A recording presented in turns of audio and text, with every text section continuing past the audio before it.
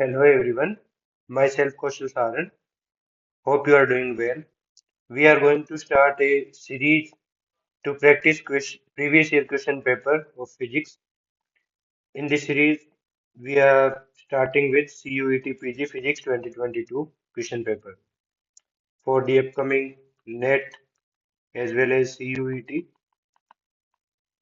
GATE, JM and BARC type of exams. So let's begin with the question. CUET में 1 to 25 general aptitude के question होते हैं and 26 to 100 subject यानी कि physics के question होते हैं जो हम डिस्कस करेंगे. First question is we have to find the vector triple product. So A vector cross B vector cross C vector vector triple product हम B vector cross C vector निकाल के अलग अलग भी कर सकते हैं, लेकिन इसका एक फॉर्मूला होता है B vector into A vector dot C vector minus a vector dot b vector into c vector. This is the formula for vector triple product. A vector dot c vector will give 1 minus 1 plus 1 and b vector will I cap minus j cap plus k cap minus I cap minus j cap minus k cap into 1 minus 1 minus 1. This will give 2 I cap minus 2 j cap. This is the correct answer. Moving to the next question. In this question, we are given with the Cartesian coordinate x, y, z relation with spherical polar coordinates r, theta and phi. So A is equal to x square plus y square plus z square. X square plus y square plus z square. This is equal to r square, that is radius of the sphere in spherical polar coordinates. So del A by del r will be 2r. This is the correct option. And moving to the next question. This is first order linear differential equation. So integrating factor for this is e to power integration of p with respect to x. This is a direct question. So in this question, we have to find which among these are homogeneous equation. Homogeneous equation क्या होती है? dy by dx है. अगर इसके जो function होता है इसको एफ एक्स वाई से इन फंक्शंस को एफ एक्स वाई से लिखें, सो F alpha x alpha y should be equal to f x y for homogeneous differential equation. इसके लिए क्या होना चाहिए कि जो x और y की जो इंडिविजुअल टर्म्स है उनमें पावर सब में सेम होनी चाहिए. जैसे इसमें स्क्वायर है, इसमें स्क्वायर है, लेकिन इसमें क्यूब आ गई तो ये होमोजेनियस नहीं होगा. सिमिलरली इसमें क्यूब है, इसमें स्क्वायर है, इसमें स्क्वायर है, इसमें सिंगल पावर है, ये भी नहीं है. इसमें स्क्वायर है, इन सभी में स्क्वायर है. So this is the homogeneous equation. हमें x plus Y plus Z इनमें रिलेशन दिया हुआ है, यानी कि x y z को a b c से रिलेट किया गया है और ये निकालना है. फर्स्ट ऑफ ऑल तो इस क्वेश्चन को करने के लिए हमें ये पता होना चाहिए ये है क्या. This is Jacobian. What is Jacobian? जब हम एक कोऑर्डिनेट सिस्टम से दूसरे कोऑर्डिनेट सिस्टम में ट्रांसफर मतलब रिलेशन स्थापित करते हैं एक्स वाई जेड का, अगर हम कार्टेशियन का स्फेरिकल पोलर में देखें आर थीटा फाई में, तो जो वॉल्यूम एलिमेंट होते हैं, एरिया एलिमेंट होते हैं, वो कैसे रिलेट होते हैं. अगर इसमें वॉल्यूम एलिमेंट देखें D X D Y D Z है, इसमें देखें तो R square sine theta D R D theta D phi है. अब D R D theta D phi है तो कोऑर्डिनेट्स का ये इसके सिमिलर ही है, लेकिन ये क्या है, जब हम इस कोऑर्डिनेट से इसमें जाते हैं तो दिस टर्म इज जैकोबियन. ये एक से दूसरे कोऑर्डिनेट में ट्रांसफॉर्मेशन को रिलेट करवाता है. And x plus Y plus Z अगर हम इनको कम्प्लीटली सही से लिखें, x is equal to A minus Y plus Z, Y plus Z is equal to A B, so A minus A B. and y is equal to ab minus z, and z is equal to abc. So ab minus abc and z is equal to abc. और Jacobian अगर देखें X Y Z A B C, this Jacobian is given by del x by del a, del x by del b, del x by del c, del y by del a, del y by del b, del y by del c, del z by del a, del z by del b, del z by del c. Solving this determinant will give the required value, which is 1 minus b minus a 0, b minus cb, a minus ac minus ab, cb, ac and ab. Solving this will give a square b. Moving to the next question. हमें assertion दिया हुआ है a and region दिया हुआ है r. Assertion is modulus of this complex number is 1. So let's take 1 plus 2 iota. 1 minus iota का square कर देंगे. 1 minus 1 minus 2 iota. Solving this will give 1 plus 2 iota divided by 1 plus 2 iota. So this assertion is correct. Reason में हमें दो complex number दिया हुआ है और इनका मल्टीप्लीकेशन निकालना है. 3 plus 4 iota multiply by 7 minus 3 iota. 3 का इसके साथ चलेंगे. 21 minus 9 iota plus 28 iota and minus 12 sorry into iota square minus 1.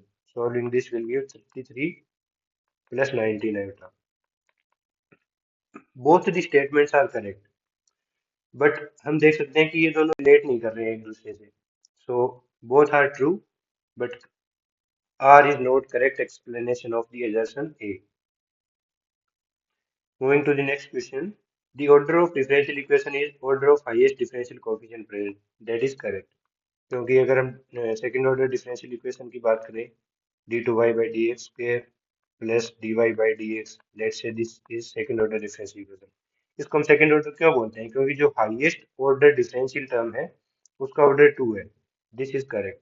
और डिग्री डिग्री भी यही होती है कि जो हाईएस्ट ऑर्डर डिफरेंशियल होता है उसकी पावर, लेकिन इसमें लोवेस्ट डेरिवेटिव की दे रखी है, तो this is wrong statement. Moving to the next question. Which of the statements given below are correct? If the dot product of two vectors is 0, then vectors are perpendicular. This is correct. क्योंकि a vector dot b vector is equal to a b cos theta. अगर theta 90 degree है तो this dot product will be 0. This is correct statement. And work is a dot product of force and displacement. This is also correct. The scalar product of two non-zero vectors is always positive. This is wrong statement. And vector product is associative with respect to a scalar. This is correct. So A, B and D are correct.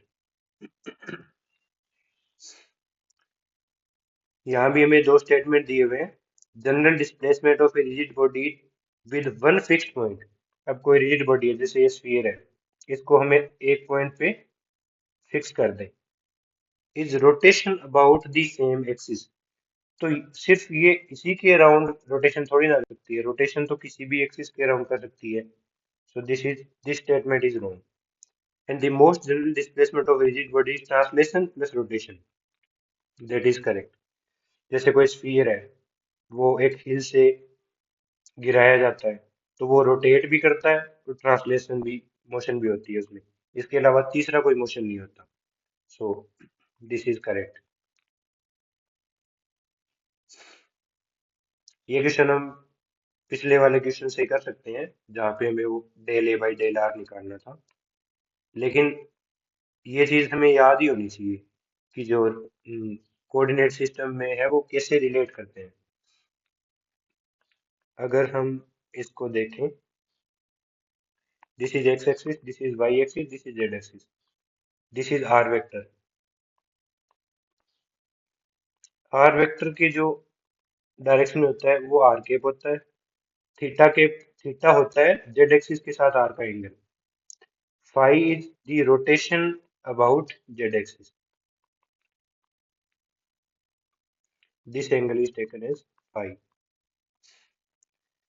अगर हमें x के लिए चाहिए तो if this is are, हम इसकी projection लेंगे तो this will be R sine theta.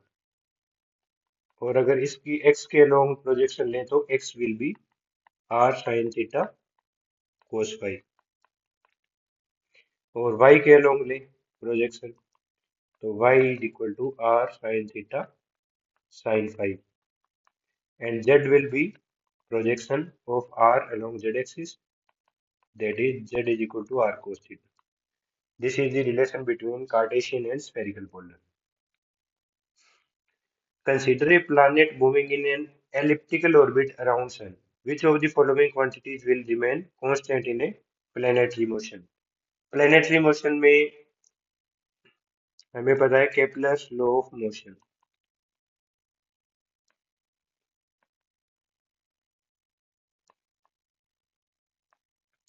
Planetary motion. According to this law, aerial velocity. What is aerial velocity?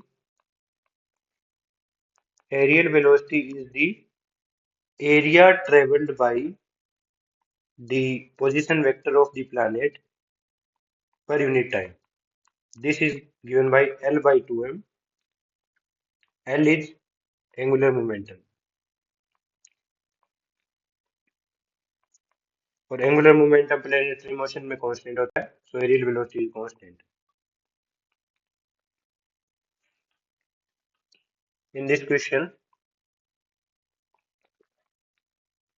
which of the following is correct statement? Linear momentum of a particle is independent of the frame of reference. This is wrong. Why? Because P vector is equal to mv vector. अब अगर कोई particle है, एक frame ये है S frame है, ये कोई फ्रेम है एस प्राइम फ्रेम, ये वी नॉट वेलोसिटी से मूव कर रहा है. This is its R vector, this is small R vector and this is R prime vector for any point P. अब अगर हम देखें तो R vector is equal to R prime vector plus R vector and R prime vector is equal to R vector minus R vector. So v prime vector is equal to v vector minus v naught vector. So अगर frame of reference की speed change होगी तो ये अलग अलग frame of reference के लिए momentum अलग अलग होगा, क्योंकि v prime is not is equal to v vector.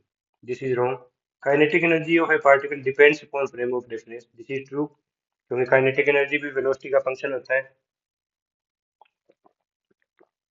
Elastic collision में initial kinetic energy equal to final energy. This is also true statement. In elastic collision में kinetic energy first increases then decreases.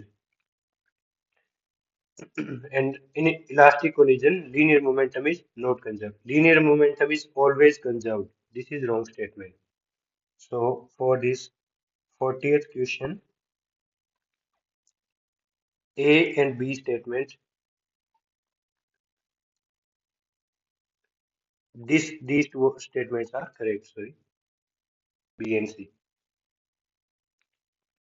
A satellite is revolving around the Earth at a height. This then time period of the satellite is. So mv square by r. Let's write the formula. mv square by r is equal to gmm divided by r square. Speed of the satellite will be under the root gm divided by r. Time period is 2 pi r divided by v, because speed is distance upon time and time is distance upon velocity. So 2 pi under the root r cube divided by g into m. R is distance from center of earth, that is radius of the orbit. So 3600 plus the radius of earth. This will be 10,000 kilometer. G value of G we already know 6.67 into 10 raised to power minus 11 Newton meter square per kilogram square. Putting these values, we will get T is equal to 2 pi under the root 10,000 means for 10 to power 3 7 to the power cube 6.67 into 10 raised to power minus 11. Mass of Earth is given 6 into 10 raised to power 24. Time period will comes out to be 2.75 hours. This will give 9932.10 seconds. Convert into hours. So this is the correct answer. Moving to next question. A reference frame attached to Earth. Earth is rotating. Earth is rotating around its axis as well as around Sun. So rotating frame is always an accelerating frame. Rotation changes the direction. So changing the direction means it is accelerating. So accelerating frame cannot be inertial frame. This is correct answer. We are given with two statements. A line spectra contains information about atoms, and for this, both are false. Uh, for these, both statements are true. Why? Because line spectrum is for atoms having radiation at particular wavelengths. So this is true. And what about band spectra? Band spectrum has continuous radiation creating dark bands, and it contains information about molecules and atomic clusters. ऐसे जो question होते हैं वो सही नहीं भी हो सकते हैं हमारे, क्योंकि इतना डीप में कोई नहीं पढ़ा था, लेकिन इनफ क्वेश्चन इतने मिल जाते हैं जो हम कॉन्सेप्ट पढ़ के सही कर सकते हैं। इतना डेप्थ में नॉलेज किसी को नहीं होता कि लाइन स्पेक्ट्रम क्या होता है, बैंड स्पेक्ट्रम क्या होता है। तो ऐसे क्वेश्चन ना भी सही हो तो भी डिमोटिवेट नहीं होना चाहिए। हमें फिजिक्स के कॉन्सेप्ट सीखने हैं। Motion of a particle is shown in the figure. At which point does the particle have unstable equilibrium? Equilibrium का कॉन्सेप्ट क्या होता है? इक्विलिब्रियम अनस्टेबल स्टेबल इक्विलिब्रियम, या फिर जैसे अगर कोई पार्ट बाउंड सिस्टम को हम इससे रिलेट कर सकते हैं कि अगर मिनिमा है तो उधर स्टेबल होगा। इक्विलिब्रियम का कॉन्सेप्ट ये होता है कि उधर सिंगल डेरिवेटिव जो है इसके डबल डेरिवेटिव इसका नेगेटिव होता है अनस्टेबल इक्विलिब्रियम के लिए, यानी कि कॉनकेविटी डाउन होनी चाहिए। So at point D it is unstable equilibrium. वैसे भी अगर हम देखें, अगर इसके ऊपर कोई पार्टिकल रखा है तो इसकी टेंडेंसी होगी वो इससे दूर जाने की। अनस्टेबल इक्विलिब्रियम का यही मतलब होता है। और जहाँ पे स्टेबल इक्विलिब्रियम होगा, अगर इससे डेविएट करें तो उस पार्टिकल की उसी पॉइंट पे वापस आने की टेंडेंसी होगी। तो ये हम इधर होगी और इधर होगी, लेकिन इधर कोई पार्टिकल रखें वो जरा सा भी डेविएट होगा तो वो इससे अवे जाने की ट्राई करेगा। Relation between Q factor and relaxation time. Q factor. Q factor is ratio of stored energy to energy dissipated over one stored energy over stored energy to dissipated energy over one radian of oscillation, or in one cycle we can also say. Or relaxation time Relaxation time is the time taken to reduce the amplitude of an oscillator to 1 by e times. इनमें relation होता है जो हमें memorise करना पड़ता है, Q is equal to omega T.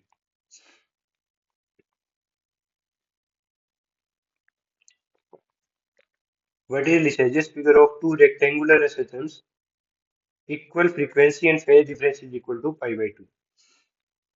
हमें phase difference दिया हुआ है पाई बाई 2 और फ्रीक्वेंसी इक्वल है omega 1 is equal to omega 2, लेकिन हमें एम्पलीट्यूड का कोई इंफॉर्मेशन नहीं दिया हुआ.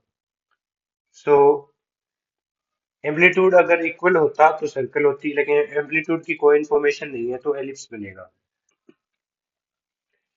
Next question is when a body is set into oscillation by an external periodic force of the same frequency as the natural frequency of the body. So this phenomena we know that it is called resonance. Next question is हमें maximum velocity निकालनी है for the wave traveling in x direction. अगर हम इसकी general form लिखें y is equal to a sin omega t minus kx, then we will get to know that amplitude इसका 3 centimetre है, omega इसकी 314 है, और सिंपल हार्मोनिक ऑसिलेशन जब करता है तो वेलोसिटी का फॉर्मूला होता है v is equal to omega under the root A square minus X square. Maximum velocity होती है जब x इज इक्वल टू 0 हो, यानी कि मेन पोजीशन पे.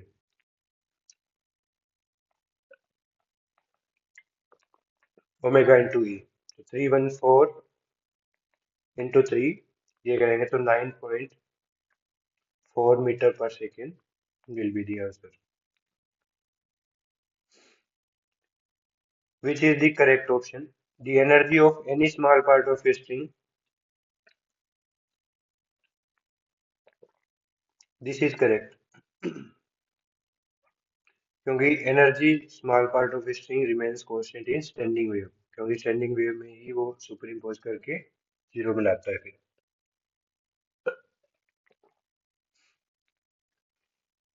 सो बाकी क्वेश्चन हम दूसरे वीडियो में डिस्कस करेंगे. Thank you for watching.